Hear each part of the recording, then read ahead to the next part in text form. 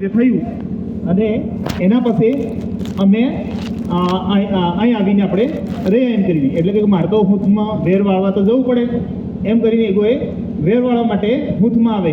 પહેલી એક બે ચડાઈ કરે પણ ફાવતો થી, એટલે એને થાય કે આ રાજાને કંઈક તે એલણ મળવી જોઈએ કે હારો જીવે હે આનો રાજાનો સરો. અને પેલી બાજુ શું હતું કે જેવું સંતરામપુરનું રાજાએ જીતવી લીધું એટલે રાજાને એના મહેલમાં ઊંઘ આવે ને કંઈ જ નહીં થાય. એટલે રાજાએ વિચાર્યું કે સારું આવું કેમ થાય એમ કરીને, એટલે એને જ્યોતિષીઓ બોલાયા અને દેખાડ્યું. એટલે એમ કીધું કે ભાઈ જ્યાં સુધી આ હુથાબિલના શું કે વંશને તમે અહીં લાવી ને વહાવો ત્યાં સુધી આ તમે શાંતિથી અહીં રાજ નહીં કરી શકો અને તમને શાંતિથી હુવા નહીં મળે અને એમ તેમ કરીને વાત કરે. એટલે એગોએ એને એમ થાય કે સારું તો આનો ઉપાય હું એમ કર્યું.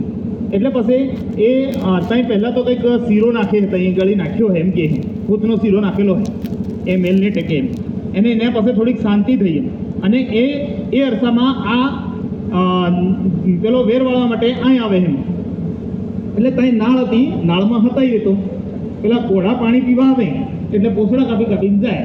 એટલે હારા રાજા વિચારે કે આવો જેટલા કોળા છે એટલા વધારે બાંડા કે કામ થઈ જાય, આના પોસડા જે કંઈ એમ કરી. એટલે એને થયું કે હારું કંઈક તે એમ કરીને એટલે પાછા ખોળી કરવા એમ કરી. એટલે રાજાના સૈનિકો ખોળી કરવાની ગયા.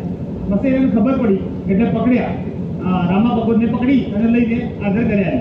એટલે રામા પકોડને પૂછ્યું કોણ હે તું એમ કહ્યું. એટલે હું રામા પકોડ હું અને હુથાબિલનો વંશ હું. એટલે હું પાછો મારા બાપનું વેર વાળવા આવ્યો. પાછા આપણે રીતે વટવાળા કે અમથાતે આમ ગમે તેવું હોય કોઈક આપણી અંટાસ ઉપર ચડે એને મિલજે નહીં આપણે, કેમ કે એક વખત અંટાસ ઉપર ચડ્યા એટલે હું એ કરે પેલો મરી જાય પણ એ કોઈ છોડે નહીં. એટલે પેલા એ મોઢા પર કીધું કે હું વેર વાળવા આવ્યો હોય જેમ તેમથી એમ કરીને. એટલે પછી રાજાએ એને સમજાવ્યું કે ભાઈ તું અહીં રે, આ રામપુર તને વસાઈ આવું, તું અહીં રે અને તારા વંશવેલાને અહીં વધારે એમ કરીને. એટલે થોડોક ટાઈમ રહ્યો અને રામપુર વસાવ્યું રામા ભગવાનના નામથી. અને પછી એમ થયું કે એને કંઈ ફાવ્યું નહીં, એટલે કે મને બીજે આવ્યું એમ કરીને. એટલે આ મોલારા ગામમાં આવી બસે. મોલારામાં આવ્યા એટલે વેરો ને વેરો ઉઘરાવા માટેનું પાછું સત્તાએ આવી. પણ રામા ભગવાન એમાં વેરો આવવામાં પણ થોડો કંઈક બફેડો થયો. એટલે કીધું કે અમારે વેરો કંઈ ઉઘરાવો નથી, કેમ કે આપણા ભીલ રાજાઓમાં વેરો ઉઘરાવવાની એવી પ્રથા નથી. બધા મળીને જ કામ કરે, લાહમાં કામ થાય. આ બધા જૂના ડોહાને એને ખબર છે એવામાં લાહમાં કામ થતું એટલે એક ખેતર કરવાનું હોય એટલે આખા ગામના એક ખેતરમાં હોય અને આખું ખેતર કઢાઈ જાય કે પછી બીજામાં એમ લાહમાં કામ થતું. એટલે એમાં પૈસાની કે લેવડ દેવડ કે વેરો ઉઘરાવવાની એવો તેવો નહીં આવતો.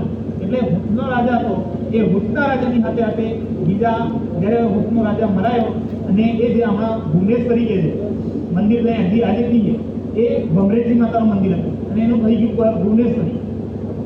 એમાં કેટલાક ડામોર કેવા કંઈક હતા, મીનામાં એવા કંઈક અટકના હતા. એ તહાં જે ભમરેજી માતા હતા એને લઈ અને સંજયની જતા રહે. આજે સંજયમાં પણ ભમરેજી માતાનું મંદિર છે અને એની સેવા કરે છે. અને ડામોરની પગોરની જે કુળદેવી છે ભમરેજી માતા છે. અને ભમરેજી એ ગણ ટોટમ કહેવાય કે ગણ ટોટમ એટલે ભમરો. અને ભમરાને એ સેવા કરતા એટલે જ્યારે પણ આપતા આવી પડતી ત્યારે આ ભમરા એનાથી મદદમાં આવતા. આ રીતે એમની કુળદેવી હતી એ ભમરેજી માતા. ત્યાં મંદિર હશે ને ભમરેજી માતા ત્યાં ભમર